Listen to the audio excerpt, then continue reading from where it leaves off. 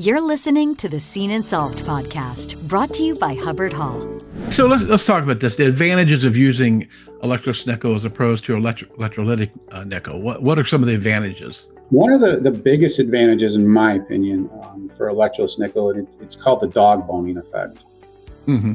People in the plating industry understand dog boning, but for those who don't, dog boning, if you look at a dog bone that goes like this and you've got the outer edges and it comes back. Right.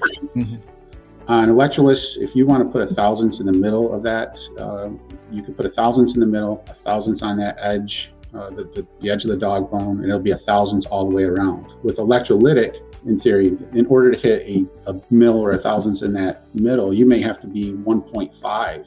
It's a much easier process by doing electroless nickel as opposed to electrolytic for the dog boning effect. The Seen and Solved podcast is brought to you by Hubbard-Hall. Better results, less chemistry.